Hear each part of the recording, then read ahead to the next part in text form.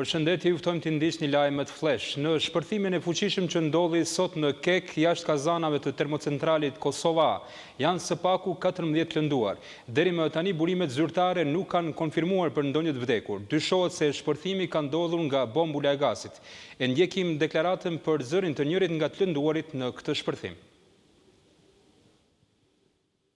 Kur masë mëngjesit nuk më kujtohet saktisht, shumë mbas pushimit, ka fillu me dritat në unkat, na mendu mos të tërmet, ishka dha shkallë dhe profesis me thonë, shumë i madh ka qenë, kur të dalë në koridor, fillu me plafonit, klimat ato, kablat, tulla, gërmalla, tim ka parë, që kur që, thonë në që tulla bënjohë, mos dim se ka parë, me tërderit, me ndumë, në janë ka kuptu, drita ka orë, Për gjendjen më të re shëndetësore të të lënduarve në shpërthimin në Obiliq, ndjekim deklaratën e mjekut të emergjencës në qendrën klinike universitare të Kosovës, Avdush Bajgora.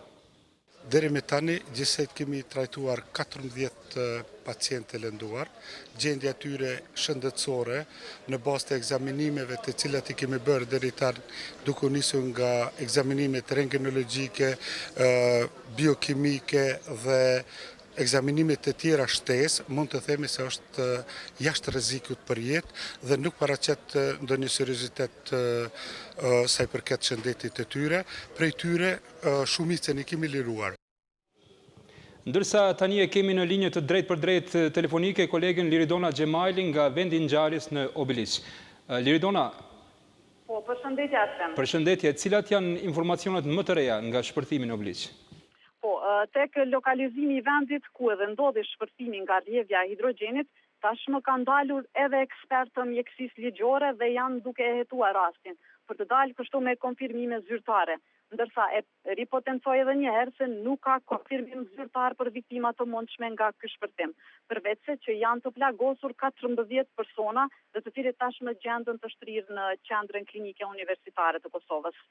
Shpërthimi përveç që është ndjerë fuqishëm përreth Obiliqit, po ashtu ne jemi të dëshmitar të asaj që kemi parë edhe copa të hekurit brenda shtëpive aty afër, të cilat kanë dëmtuar, por fatmirësisht nuk ka të lënduar. Ndërsa po ashtu janë dëmtuar edhe mbi 20 makina të cilat kanë qenë të parkuara afër aneksit ku edhe ka ndodhur shpërthimi.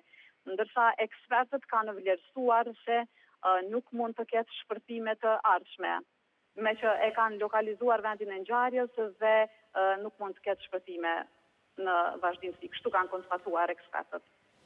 Faleminderit Liridona për këto informacione, do të mbetemi në kontakt të vazhdueshëm për të sjellë informacionet më të reja nga vendi i ngjarjes.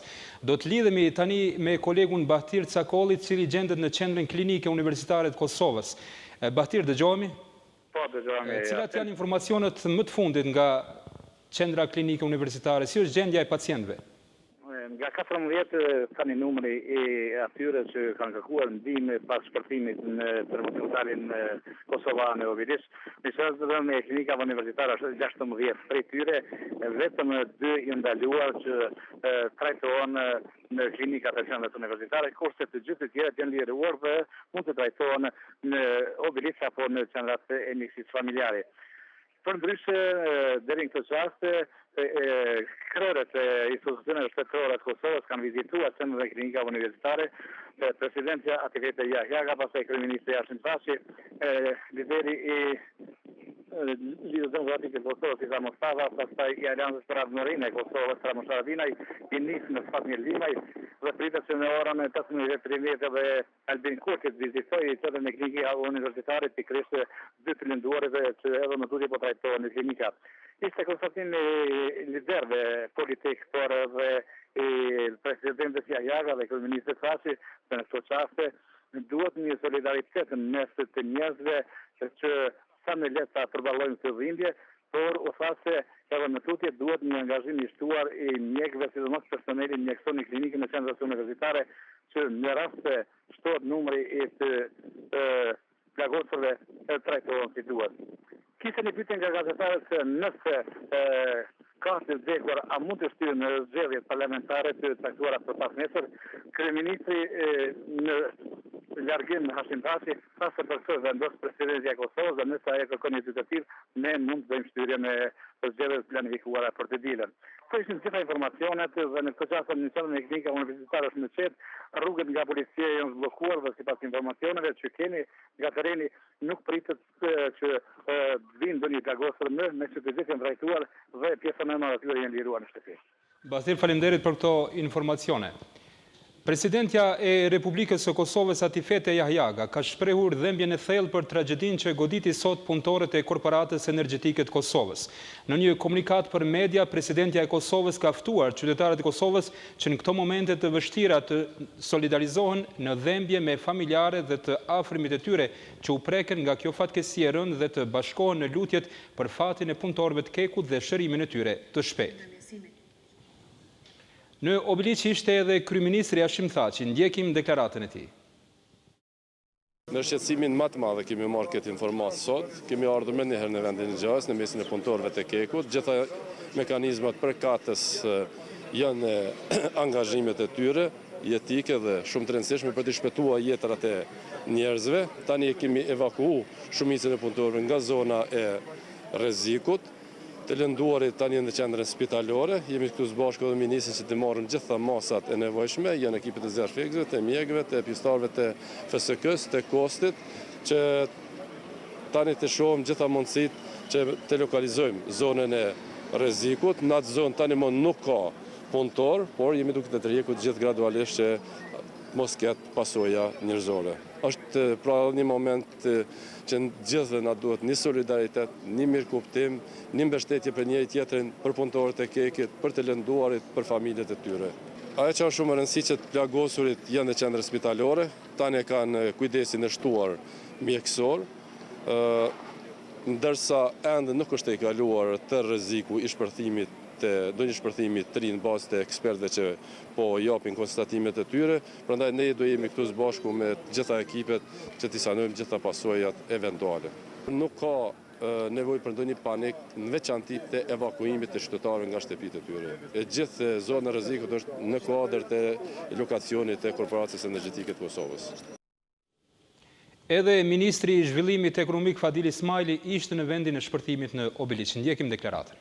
Kisha lutë të gjithë qytetarët, kisha lutë edhe ata, sidomos që janë në rrethinën e Kosovës A, që mos krijojnë kurfar paniku, nuk ka kurfar rreziku bilas brenda rrethojave të Kosovës A, është vendi ku ka ndodhur dhe ajo është jashta kthinave të generatorëve, vendi ku bëhet elektroliza, ku ka pas bocat e hidrogjenit, dioksidit karbonit, gjatë mbushjes me oksigjen se duket ka ardhur një gabim, atë do ta konstatojnë ekspertët. Dhe në ndërkohë do t'japin informata, por ju kisha lutë të gjitha mediave që mos të marrin informata të pa argumentuara prej njerëzve jo kompetent, gjoja duhet me bëha evakuim ose diçka. Gjithë ta punëtorë me cilët unë jam rrit këtu e 30 vjet e dinë se nuk ekziston rrezik i tillë prej cilit na duhet me bëha evakuime. Bashkë ndjejmë të gjithë bashkë me këtë çka ka ndodhur, është sigurisht një gabim çfarë do t'jetë teknik i cili në ndërkohë për cilin do t'jepin ekspertët përgjegjën e vetë dhe ta gjejnë ku ka qenë arsyeja e vërtetë e asaj që ndodh. Është fatkeqësi. Mund të ketë shpëtime të tilla. Nuk mund të ketë rrezik për rrethin, domethënë. Kjo është arsyeja. Nuk kanë nevojë me kriju panik as populata, bile as punëtorët këtu në objektet përreth të cilat janë tjera. Ne jemi këtu, ne nuk po ikim pse duhet me ikat atjerë, prandaj sepse ndëgjum që dikush pëlqon informata tilla, ndaleni atë. Tash jemi tu marr me disa të plagosur në spital, fatmirësisht të gjithë janë jashtë rrezikut për jetë dhe jemi tu marr me inspektimin e vendit eksakt të ngjarjes, ajo që ka ndodhur, do dalim me informata të reja.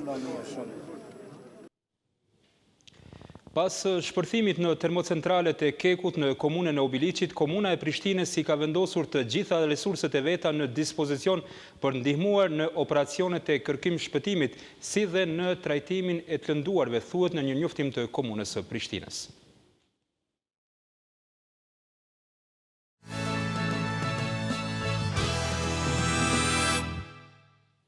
Vazhdojmë me informacionet të tjera. Bashkimi Evropian pret respektim të plotë të standardeve evropiane dhe zgjedhje demokratike më 8 qershor. Në një kumtes të përbashkët të përfaqësuesit special të Bashkimit Evropian në Kosovë, Samuel Zhbogar, dhe shefave të misioneve të shteteve anëtare të BE-s të pranishme në Kosovë, u bëhet thirrje të gjitha komuniteteve që ta ushtrojnë të drejtën e tyre demokratike për të votuar dhe për t'i zgjedhur lideret e tyre për 4 vitet e ardhshme.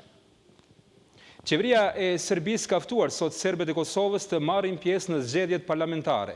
Në një njoftim të qeverisë thuhet se marrja sa më shumë vendeve në kuvend është luftë për mbijetesën e serbëve, por edhe masë e përbashkët për vështirësimin e promovimit të politikës së pavarësisë së Kosovës. Diskursi politik i përdorur në fushat ka avancuar, krahasuar me fushatat e mëparshme. Nuk ka pasur gjuhë denigruese dhe as fyese, siç ka ndodhur shumë herë më parë, por shqetësuese mbetet pjesëmarrja e fëmijëve në fushatën zgjedhore. Kështu pohuan përfaqësues të Demokracisë në Veprim në një konferencë për media, ku kanë folur për ecurinë e fushatës zgjedhore për zgjedhjet e 8 qershorit.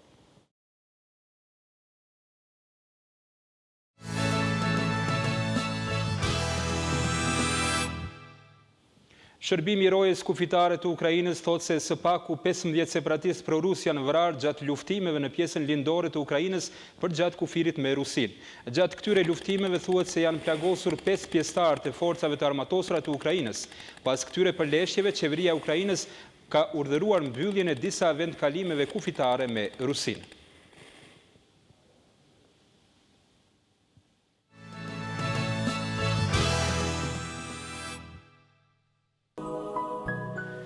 Mbi vendin tonë po mban mod kryesisht i kthjellët dhe me diell temperatura më lartë e ditës është të shënuar 27 gradë Celsius.